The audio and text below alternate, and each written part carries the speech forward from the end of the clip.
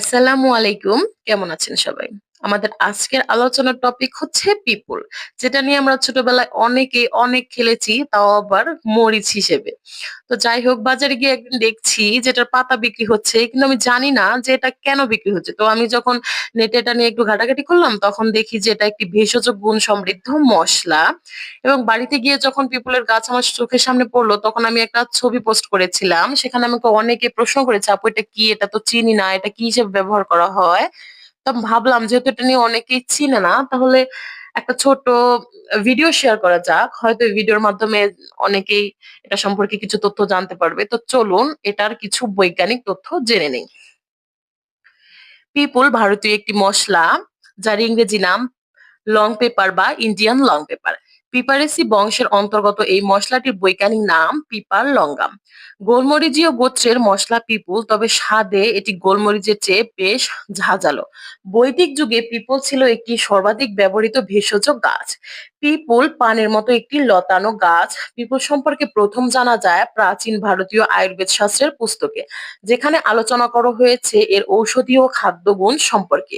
Hippocrates এটিকে মশলার পরিবর্তে ঔষধি হিসেবে আলোচনা করেছিল। গ্রিক, রোমান এবং কলম্বিয়ানদের মধ্যে বিনিময়ের আগেও পিপুল ছিল একটি গুরুত্বপূর্ণ এবং সুপরিচিত মসলা।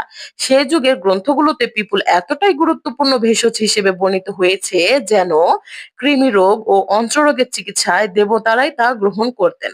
বাংলাদেশ, ভারতের পশ্চিমবঙ্গ, বিহার ও আসাম, নেপাল, ফিলিপাইন, শ্রীলঙ্কা, তিমুর প্রভৃতি দেশে পিপুল বেশি জন্মে।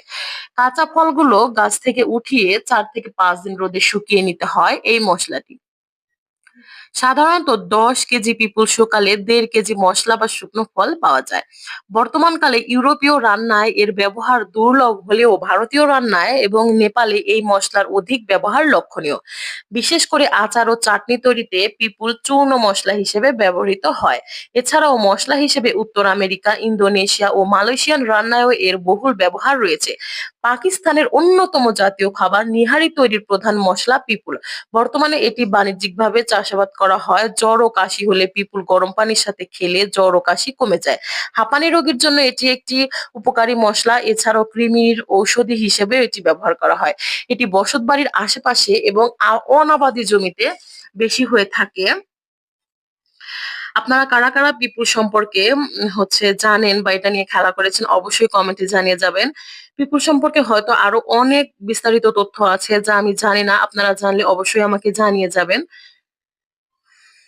এতক্ষণ ধরে আমার সাথে থাকার জন্য এবং আমার ভিডিওটি দেখার জন্য আপনাদেরকে অসংখ্য ধন্যবাদ। সবাই ভালো থাকবেন, সুস্থ